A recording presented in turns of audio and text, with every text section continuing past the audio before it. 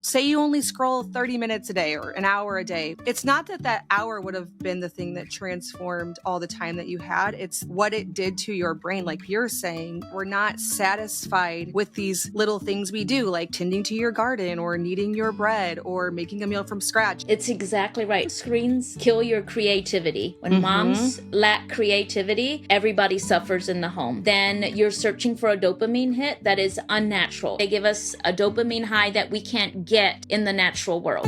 My name is Lisa, mother of 8 and creator of the blog and YouTube channel Farmhouse on Boone. On this podcast, I like to talk about simplifying your life so you can live out your priorities. I help you learn how to cook from scratch and decorate on a budget through this podcast and my courses, Simple Sourdough and the Simple Sewing series. I also help people reach their goals from home through my business course, YouTube Success Academy. I will leave links to these resources in the show notes and description box below. Now let's get into the show. Welcome back to the Simple Farmhouse Life podcast. I just finished recording this interview with RuthAnn Zimmerman. She has been on the podcast before. This conversation took quite a few turns, and I think some things were said that really need to be heard by mothers everywhere, whether you want to homestead or you don't. We both are mothers of many, and she's years ahead of me, and a lot of you I'm years ahead of, a lot of you I'm not. Either way, I think she shared just such great insight that I had to it was just such gold. So join us for this conversation. I really think you'll be encouraged by it.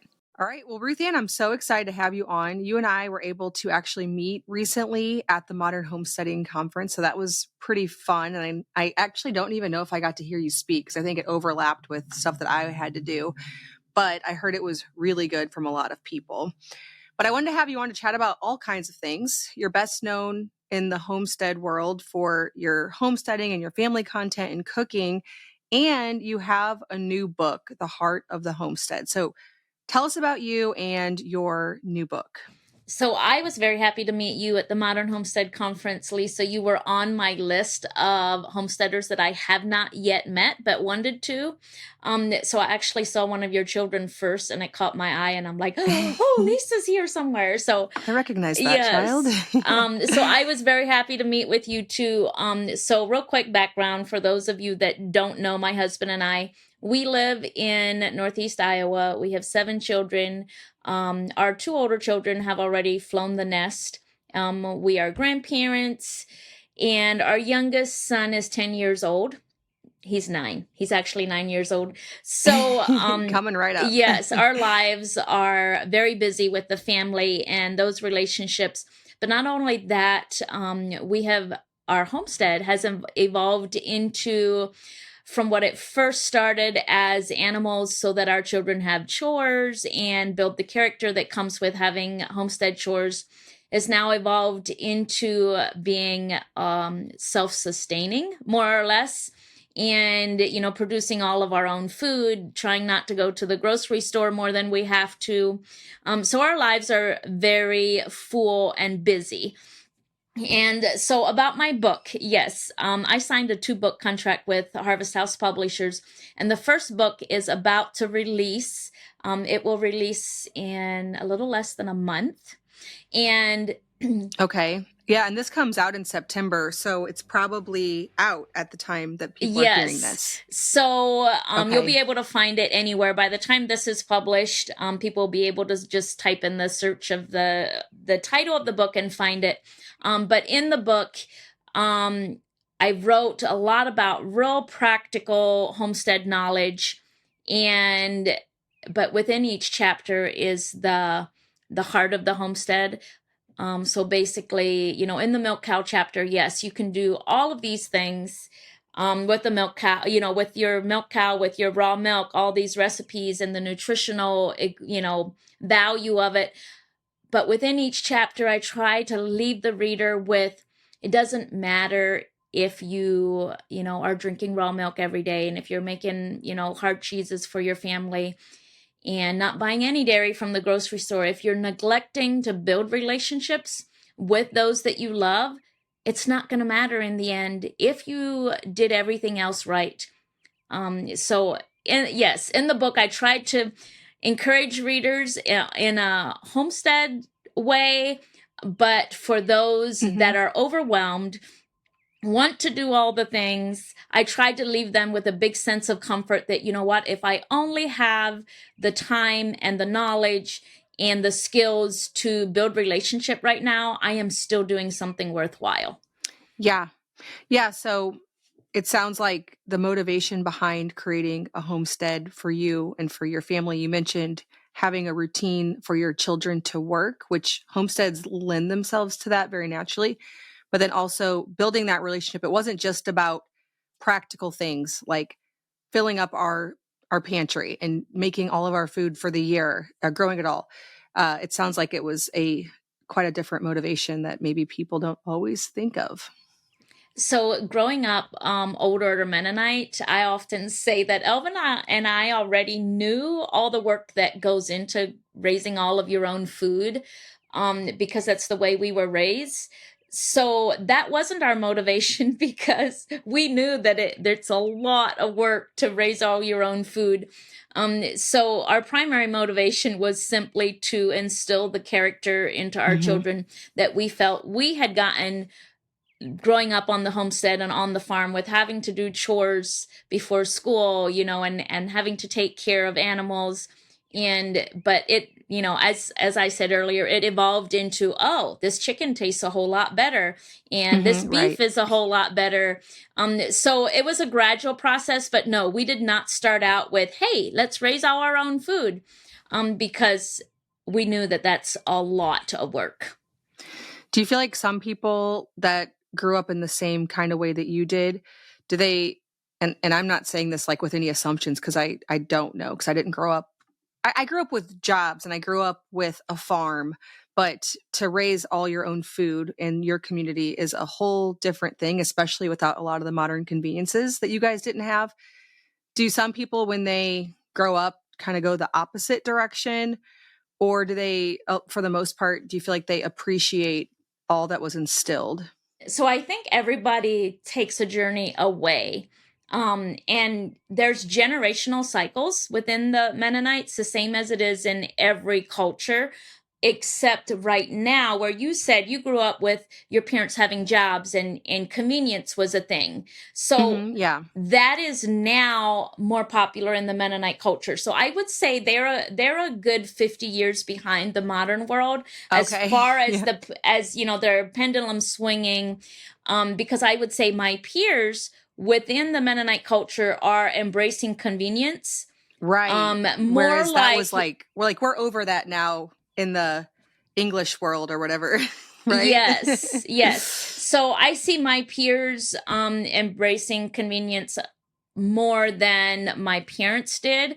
But, it's just a matter of within each culture, the pendulum still swings.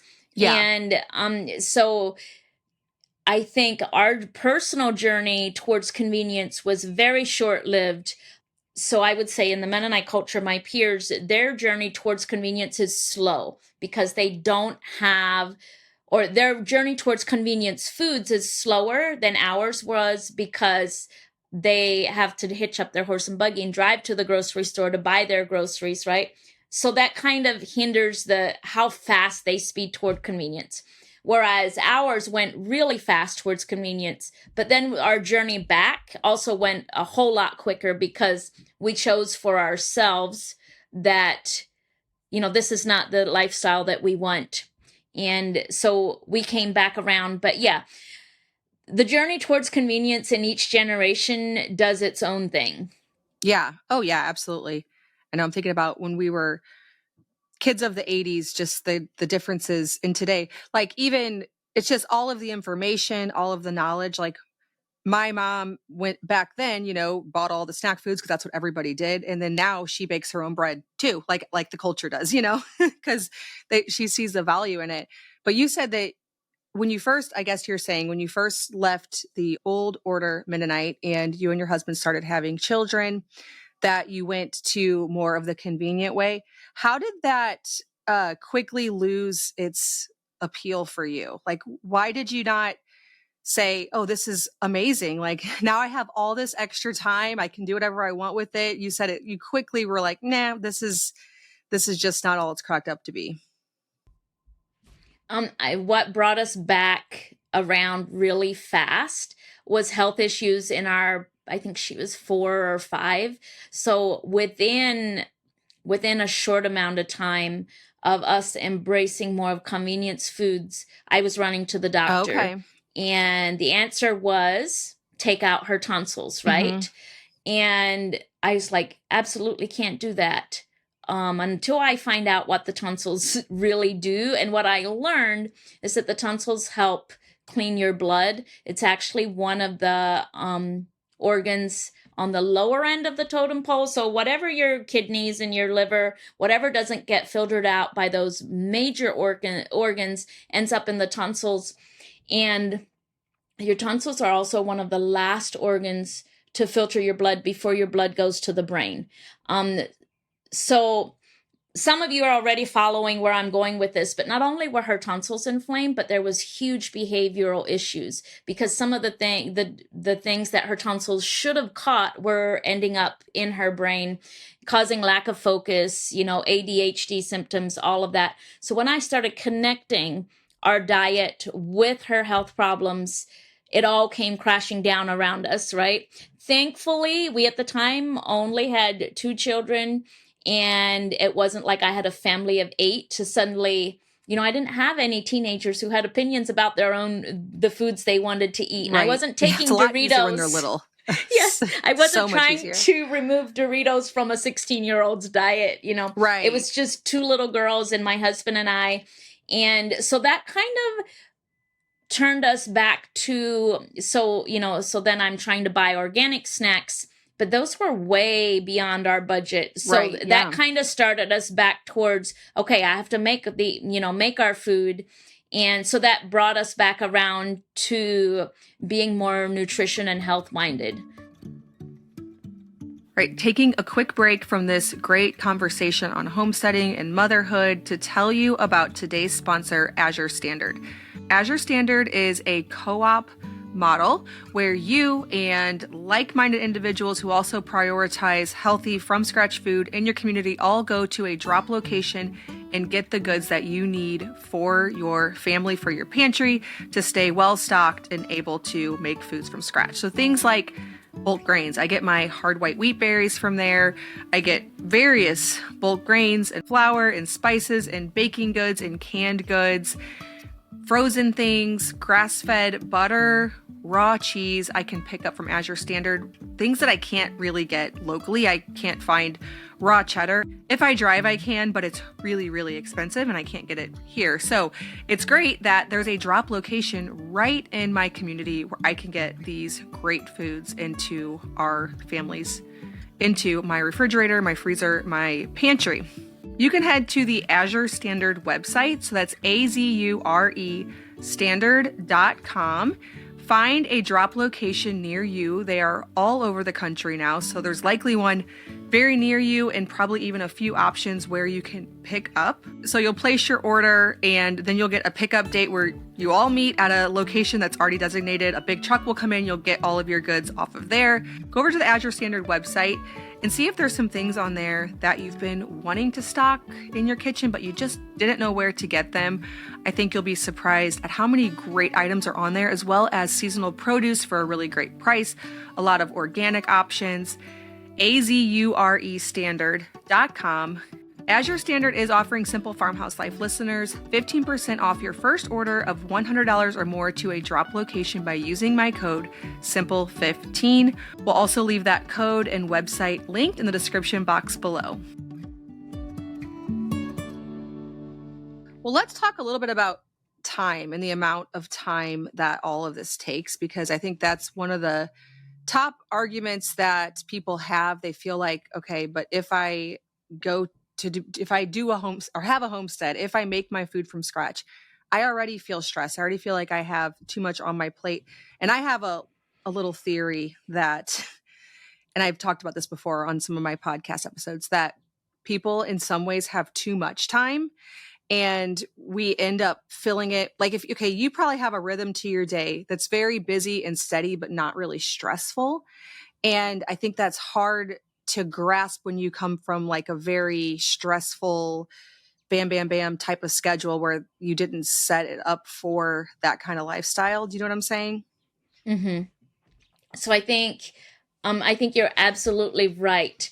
Most of us have, we've kind of been born into this age of social media where our attention span is, they used to say 15 seconds, but according to algorithms and Right. YouTube feedback and things, it's more like 6 seconds now. Mm-hmm.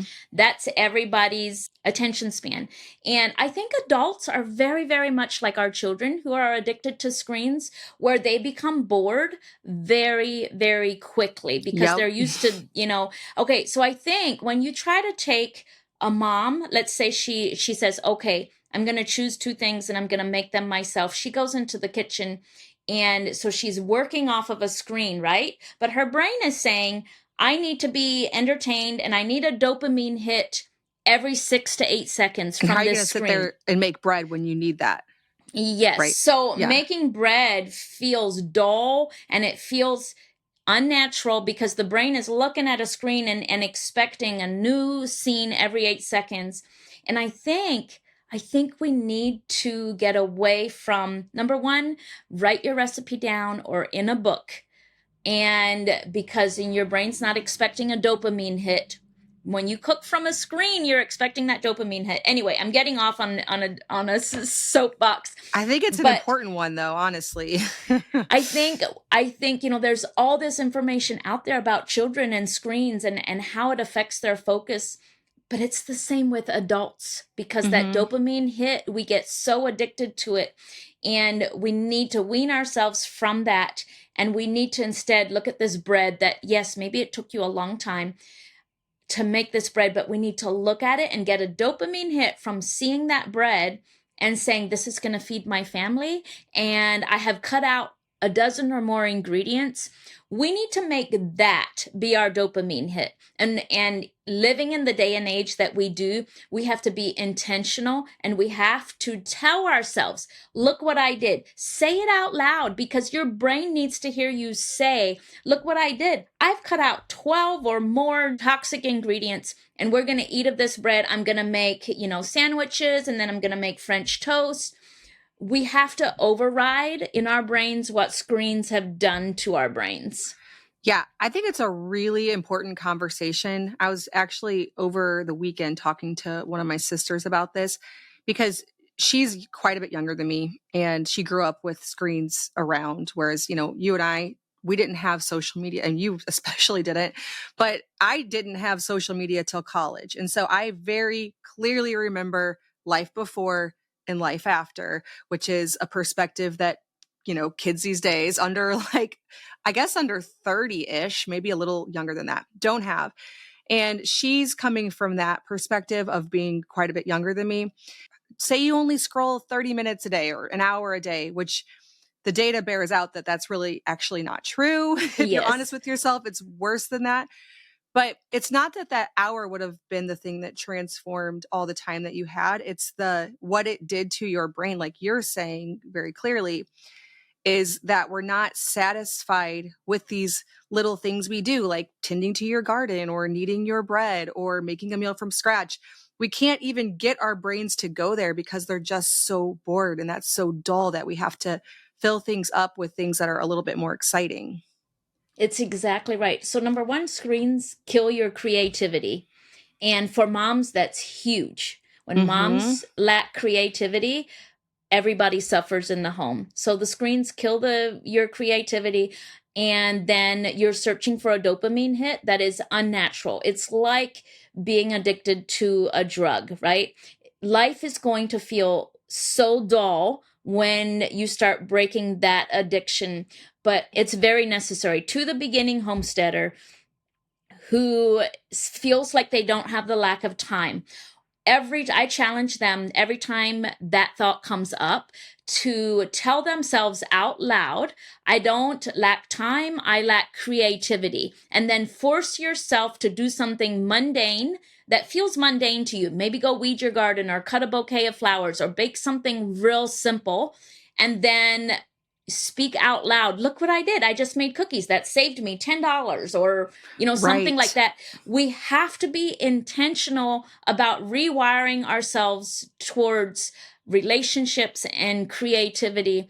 And we have to recognize that we are addicted to screens, and screens kill our creativity, and they give us a dopamine high that we can't get in the natural world. And I think once people recognize that, then they have all the tools they need, because they'll be quicker to lay their phones down, and they'll be quicker to seek out those natural dopamine hits. For me, a natural dopamine hit is just being outdoors.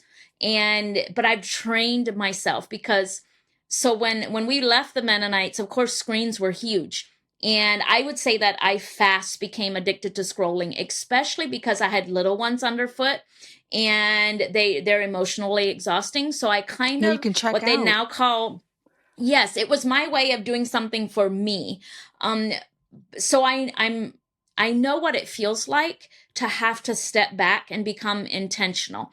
But when you understand what's happening to your brain when you're on the screens, it helps you become intentional. And once you start having that dialogue with yourself, then you have all the tools that you need. So the beginning homesteader, back to your question that says they don't have time, I would simply say, every time that thought pops into your head, chastise yourself and say, no, it's not a lack of time. It's a lack of creativity and an addiction to screens. That's all it is. Ooh, do you get a lot of pushback for this? So I don't get pushback when I talk about adults and screens. Here's where I get pushback. And I get pushback about, and believe it or not, I get pushback from other homeschool moms. I don't homeschool, right? But I get pushback from homeschool moms when I say no screens for my children, right? No screens for anybody, under 13 or under 14. Absolutely none, unless it's family movie time, And so they'll say, but how are your children going to learn to manage their screen time? How are they going to, if they don't play on computers, how are they going to learn Word, or how are they going to learn Excel, or how are they going to learn spreadsheet? How are they going to cope in college if they don't have any of these skills? And here's what I want to tell people. I had never used Word in my life until I opened it to write the first chapter of my book. And that right there is proof that your children do not need to practice on Word before they go to college, because people all learn what they want to learn when they need to learn it. And another thing where is proof is, so our oldest son, he didn't play on computers, didn't have devices, didn't have laptops, nothing, until he was probably in high school, right? So they get on laptops in high school, and they do some of their work at our Christian school that they go to. And as a junior last year, he became indispensable to his teachers because he could do whatever they needed him to do on the computer. Anytime the adults at the school ran into a problem, he was able to fix it for them. Because his brain was creative, is what it all boils down to. It all boils down to he wanted to learn it. And so that to me was proof you can keep your kids from all screens. And if they have a need to learn it, they will not they will not look back and say, oh, if only I had started at 8 years old, I'd be able to support my family now by having an IT job. It doesn't work like that.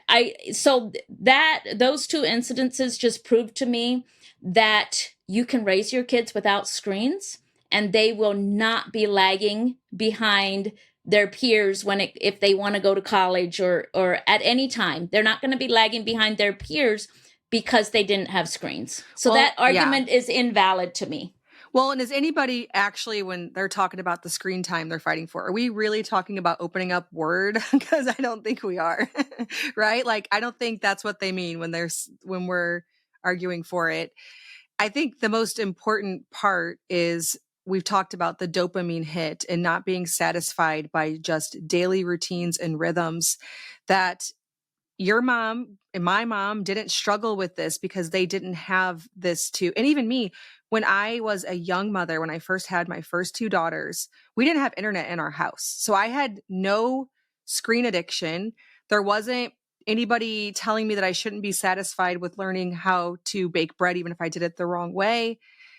I just didn't have that competing for my attention. And so I was genuinely very satisfied with like you said, oh, I made this and then I turned that into this many meals for $10. I remember having those thoughts like, ooh, this is like a gourmet meal and this only cost me $4. Like really being satisfied with those everyday homemaking type of things that I think today it just takes so much more to get us like I as yeah. happy. Yeah.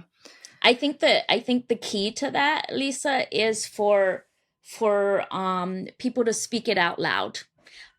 Because I know for myself, I have to be intentional. I have to say, kings don't eat this good. We raised all of this, I like the more dialogue I have, and it started with me having dialogue because I wanted to influence my family. I wanted to let them know, right? But the more I did that, the more I had dialogue about what I was doing and how I felt about it out loud, the more I was able to override the dopamine hits that would come from screens, right? The more, like when I go get the cows in the morning, the more often I stop and say, isn't this beautiful? Look at the clouds and listen to the birds. The more often I verbalize that, the more it becomes my dopamine hit because I stop and I verbalize it. And the more often I do that, the more bland whatever I see on screens feels to me. Mm-hmm. Right. Yeah. Well, one thing I was actually listening to a podcast and these were two moms who were about 15 years apart, and one had her little kids when there wasn't social media and internet and our brains weren't dopamine obsessed, or just dependent. Dopamine is something that we all need, but just the amount now that we have at readily is the problem. And then the other mom who 15 years later had her first couple children all through that. And it's this narrative and this given story that we all have and believe. And you can tell me what your take is on this, that when you have 2 or 3 little kids, life will be crazy, just like so overwhelming. You do not have enough time in the day. You are exhausted. It is just a crazy time of life. And I truly didn't have that experience. I think sometimes I almost rewrite those years like, yeah, they probably were. Like I try to relate in some way, but I don't really feel that that's true. And I'm like, is it just because I didn't go into the expectation and like, not saying there's not hard moments. I'm not saying that. I'm just saying that this overwhelming, like I am drowning. Like that is what so many moms say today, that how could I ever start a garden or learn how to bake? I am drowning. Do you know what I'm saying with this? Mm-hmm. Mm-hmm. I think it's a narrative because I think it's a narrative of the generation. And I think it comes from social media. And one of the things that happens, and there's a lot to unpack, but I'm going to pretend I'm speaking to my daughter who is just beginning their family. And so I'm going to just pretend I'm talking to my daughters, right? Because Perfect, I do have a heart for the moms that are in that stage. But here again, I'm going to blame social media. Oh, I'm always blaming social media. I think some people are like, you blame it too much. I'm like, but I remember, like, I had a motherhood of 2 and 3 little children before this. So, guys, this is like really a big deal. Yes. Yeah. And what happens is, so we're created to parent within community, right? Nobody is created. God created us to parent within our community. And in a natural community, that looks like you have older sisters or aunts, you have grandparents, and even great grandparents in your village, right? And so they come along and their experience and they will emotionally regulate the young moms. And they're the ones to say, oh, this is fine. This is just a stage. This is what happens. Right. And it brings this calmness into your village because you're rubbing shoulders with moms that have been where you are. And And they're like, oh, they just speak that power and they've been there. But instead, the kind of village that these young moms are looking at is people, they've made their village. We've become so separated that young moms are looking to social media for their village. And guess who's on social media preying on young moms? Influencers. And when I say influencers, I mean people that have something to sell. So there's two sides of the road. There is moms on there that are trying to encourage and they have nothing to sell. But then there's influencers that are like, oh, if you don't have this baby carrier, then your baby's hips are going to be out of joint because this is not the proper one. And here's my link. So if you buy it, then, so there's a motivation that is unnatural on social media, and the anxiety of young mothers trying to encourage young mothers, like, oh no, you can't ever put the baby on their stomach to sleep. I don't care if it's screaming every time you put it on its back. That's just against the rules. You can't do that. Your baby's going to die of SIDS. All of that. There's so many rules that I just didn't even know existed. There's so many rules, but you know what? Most times in a natural village, the aunts and the grandma will say, it's okay. Yeah. Your baby can sleep on its stomach. If that's how you get rest, then that's how you do it. Because guess what? That's what I was told. I left the hospital with our firstborn and I had strict instructions of never putting the baby on its stomach to sleep, because that's how SIDS happens, right? And after a week or two, I'm calling my mom and I'm in tears. And she's like, what do you mean you can't put the baby on its stomach? And this is before social media, right? Yes. This is me going to my village. And she's like, I always put all of you on your stomachs. That's how you slept, because that's how you felt secure. That's what babies like. They don't have the startle reflex. So I'm like, okay. And so I also had an older sister.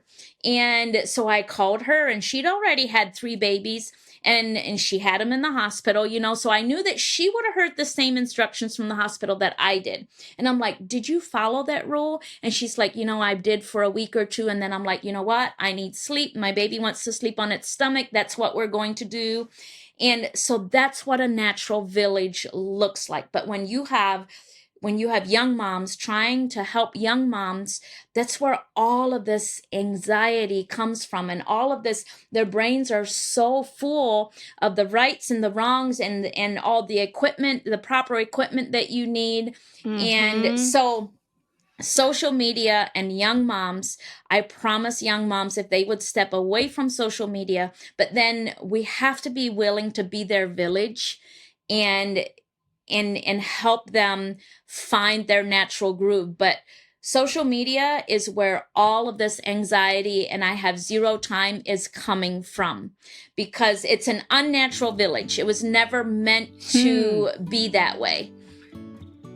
All right, taking a quick break from this episode to tell you about my course, Simple Sourdough. So I've been educating on sourdough since 2016 on my YouTube channel and on my blog. More recently, I took those years of resources, recipes, how-to instructions, and put them all into one course so that it's all compiled together. You can get it in one place and learn from the very basics. So if you are brand new and you want to learn how to do sourdough the simple way, or even if you want to improve your baking skills, you should check out my course, Simple Sourdough. It's all for a very affordable price. I wanted to get this information into kitchens all across the world. You can learn more and become a student at bit.ly/simple sourdough course. bit.ly/simple sourdough course, all one word, all lowercase.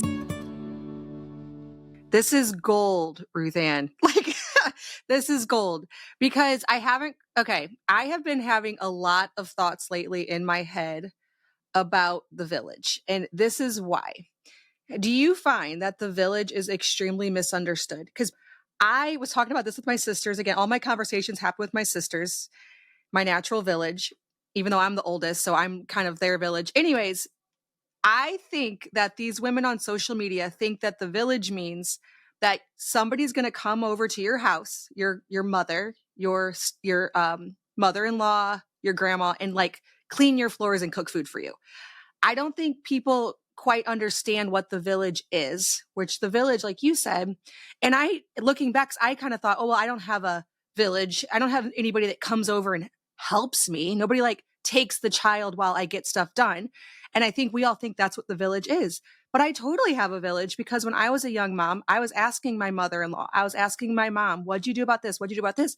But also, young mothers don't trust old moms anymore.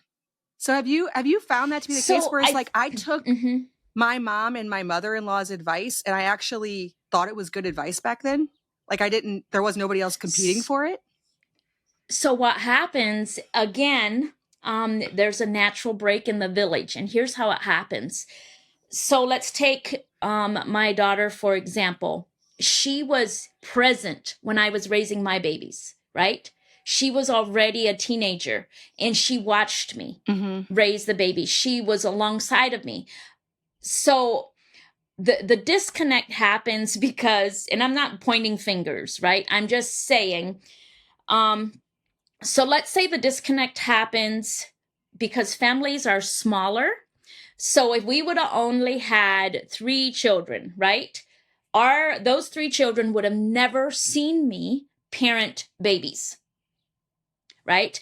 And so they would have grown up and they wouldn't trust my advice because they never saw me do any parenting. They never saw you struggle. Like you always kind of think too, like, oh, it was probably easier for you for XYZ. I don't know what we could make up about that, because it's the same thing for everybody across all generations. Babies are babies, and they're challenging, and it's not like it's easier for But the disconnect happens because families are small, and daughters never see their mothers pregnant, breastfeeding, or parenting when families are small. But now let's take my younger sons, right? So here's how it works. So our younger sons are never have seen me in that stage. They're never going to remember. Yeah. So they're going to disregard any advice I have.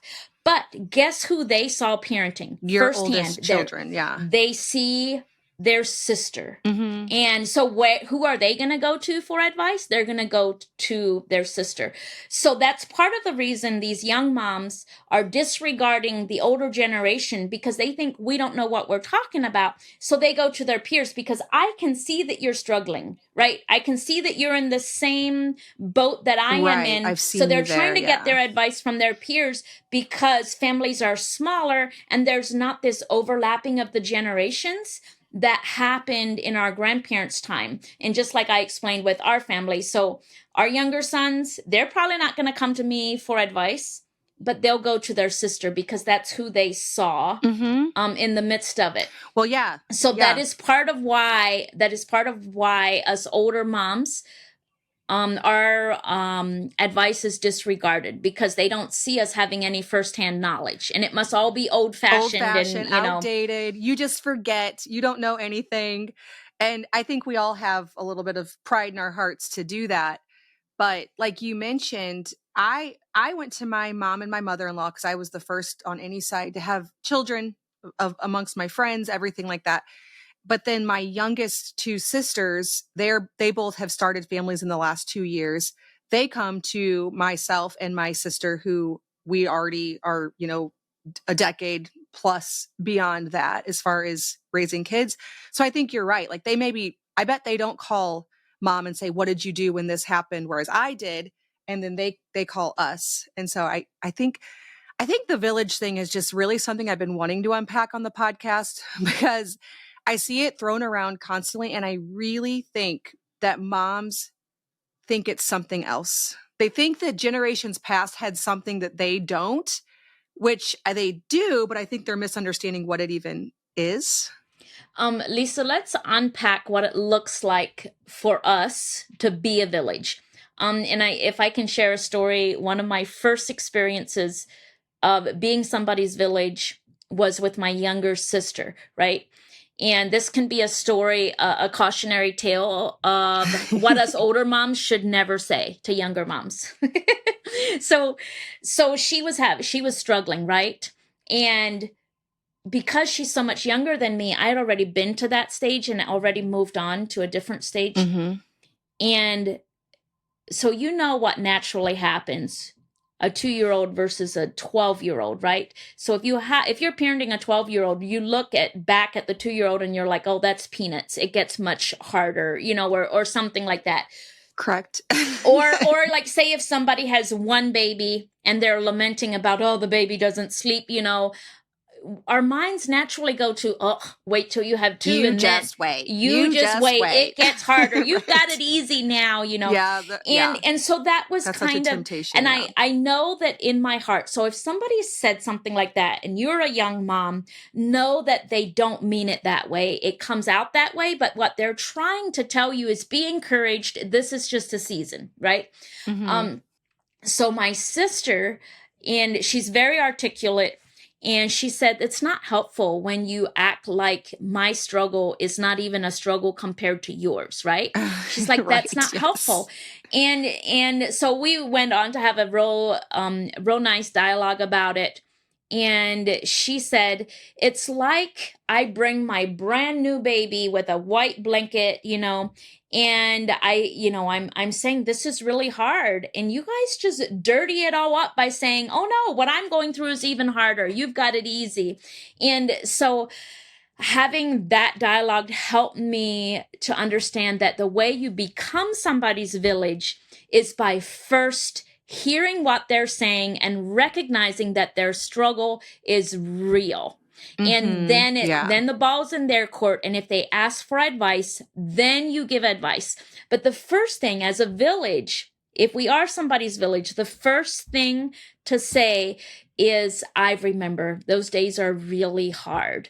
Something just saying that what you're validating that what you're going through is really hard. And then not saying anything else unless they ask for advice. And that is how we become somebody's village. That's how we become the grandparents and the aunts that become sought out, is by first validating that, yes, what you're going through is hard. And I don't ever want to say to my daughters, first of all, get off of social media, then I can help you.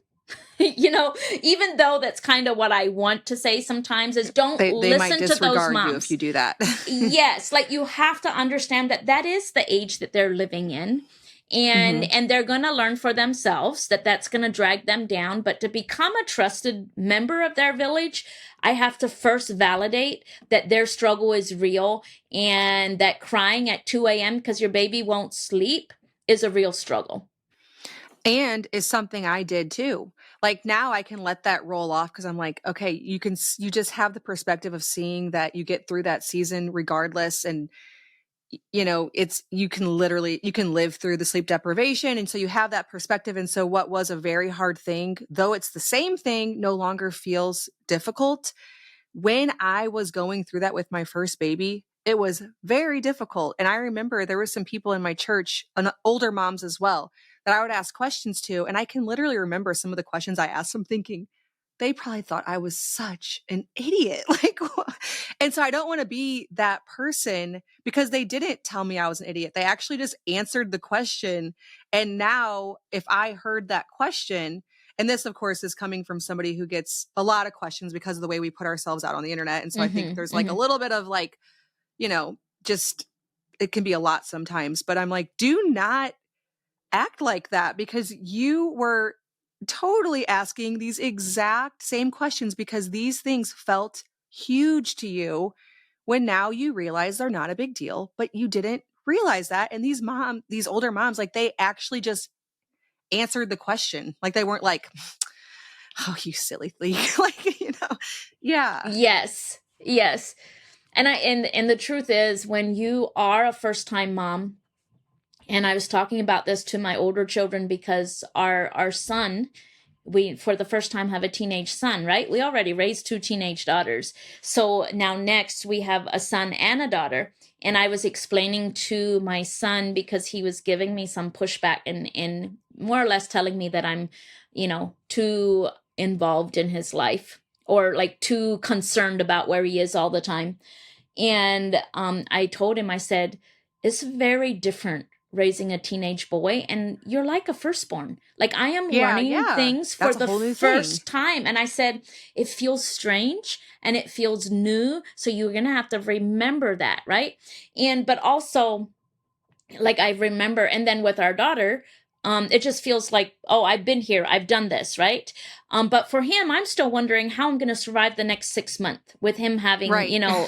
all this freedom, and so that's what it's like with your firstborn. You don't care if somebody tells you, oh, in 6 months it'll all look different. You're worried about how you're going to survive the next 6 hours because you didn't sleep Right. last night. And so it's all perspective once you've been there. And I keep telling our daughter, who's pregnant with her second, and she's like, oh, I'm showing so much earlier. And I've been able to tell her that with your second baby, with your second pregnancy, you're not analyzing everything because you're not a first time mom. Mm-hmm. So everything goes faster, and those first 6 weeks don't seem as rough, Right. because you've already been there and you somewhat know what to expect. And then you take, like, you who has, do you have 10? I'm due with my 9th in a couple weeks. Yeah. Okay. Yeah. So you've done it so often, and here's kind of the downfall. It makes the seasons go so fast because you're not analyzing everything, and it leaves us. And here's what I want to tell young moms. I wish I could share a little bit of this with them. When the nights seem so long and the days are endless because they're just, struggling to survive the next couple hours. The more often you do it, then us older moms, we're left like grasping at those nights and days, wishing they would slow down. Right, because we've done it so often that it just rushes by because we're not analyzing every minute of the day like you are with your firstborn. Mm-hmm. Yeah. Yeah. It is all perspective. I think that, like you said, like the whole heart of homesteading, to get back to that, is building this community. And I like that your desire is to be the village. I think we live in a culture that is just a little bit selfish now, and we're not used to people just caring about other people and wanting to be that for younger generations, even though that is the heart behind what you do. That's the reason why you want to live this simple life, to cook from scratch. You want to bring people together and focus on the things that are the pleasures, I think, that we were meant to enjoy. Yeah, I really am passionate about making sure that people understand that relationships don't just happen. You have to be very intentional about them. And relationships are built on time spent together. And therefore, that's your number one way of being people's village or building relationships, is just the sheer amount of time spent together. Yeah. Yeah, I think that's so true. And I think the homesteading lifestyle lends itself to that because you build your life around rhythms at home, things that require your daily attention. Like if you have a dairy cow, that's something that there's a very much a rhythm to your day. You're not taking on tons of outside obligations. If you have a garden, it's something you have to put your hand to regularly. So I think that that's probably why you've leaned in so much to the homesteading lifestyle and why you're such an inspiration in the homesteading space. So tell the listeners about your book, where to get it, and where to find you. Because I know you share on YouTube, you share on Instagram. Where would be your recommended platform for them? So I share every day on Instagram, and I just share our daily rhythms, what we're doing. And I'm also on YouTube. I am not on any platform for entertainment purposes, meaning that I'm not out there trying to film and publish the next exciting thing, right? So my content is very much just the daily rhythms, the weekly rhythms of a homesteading family that puts relationship first. I put out a lot of recipes, but by no means am I trying to be entertaining. If you know what I mean, like I know what you mean, and it's okay. It's hard because in order, with Instagram, with YouTube, to get the views, it's like, okay, how can we package this up in a way that people will actually want to click on it? Because we are dealing with the attention spans today.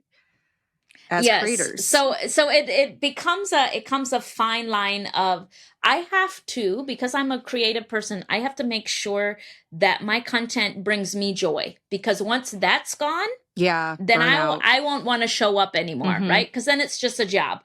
So number one, my content has to bring it. I have to find pleasure in what I'm doing before I am able to share it, and to not get hooked on watching my analytics or the algorithms, and understanding that my content has to, number one, be pleasing to me, more than it has to be entertaining to my audience. But all of that aside, I am RuthAnn Zim on Instagram. If you put RuthAnn Zim into YouTube, that's where I'm at. And my book can be found anywhere books are sold: Amazon, BarnesandNoble.com, ChristianBook.com is a big distributor of it. And I think next week I have to go record the audio, so it will also be available on audiobook. Oh, nice. So yeah, that's great. And I always tell people too, if you're, a lot of what we said today as a young mom, if you do find that social media is what is causing a lot of the time restraints and your stress and your mental load, for me, like watching YouTube videos is a much more intentional form of media, because you can literally go on, search RuthAnn Zim, watch your days, and they're in a little bit of a slower format that you can actually and I'm sure your stories are, and your reels are too. However, when you're on there, you get sucked into every different thing, right? So that's the problem. It's not really your content or mine, because I also share on Instagram very regularly. But I think you're right. There's a difference between content that gives you that dopamine hit and content that inspires you to get off of Instagram or get off of social media and do your own creative things. Yes. There's a difference between content that grounds you and regulates you, or content that makes you want to continue to scroll. And that's part of, like, if I see your things on Instagram, it almost always motivates me to put my phone down. And now we can't tell Instagram this, or they'll stop showing me your things, because they want me to stay. They want me to stay on Instagram and keep scrolling. But when I see you're very productive, your reels are, like, oh, you're, cooking or baking or doing something, I'm almost always motivated. RuthAnn, put your phone down and go do something productive, because I know that I feel better when I'm productive. Right. So yeah. You're like, so my advice would be to make sure that you're consuming the kind of content that inspires you to get up and go do something. Mm-hmm. That is such a good point. Yes. They call it doom scrolling, right? Like, where you're like, yes, like, something make me feel better. I'm lost in this hole. Yes. Yes. Well, awesome. So we will leave link down below at all your channel, your Instagram, your book, but I think people can find it also just by searching RuthAnn Zim on the platforms, and then also The Heart of the Homestead, which is your new book. So thank you so much, RuthAnn, for joining me. Thank you, Lisa. It was a pleasure to be here. Thanks, as always, for listening to the Simple Farmhouse Life podcast. My husband Luke and I and our 8 kids work together side by side on our little homestead and use our blog, podcast, and YouTube channel to reach other homemakers, home cooks, and homesteaders with practical recipes and daily family life. For everyday sourdough recipes, make sure to check out our blog, farmhousehomeboon.com. And to dig deeper, we do also offer a course called Simple Sourdough over at bit.ly/farmhouse sourdough course. That's all one word, bit.ly/farmhouse sourdough course. If you're looking to learn how we earn an income online, check out my YouTube course at bit.ly/farmhouse YouTube course, all one word.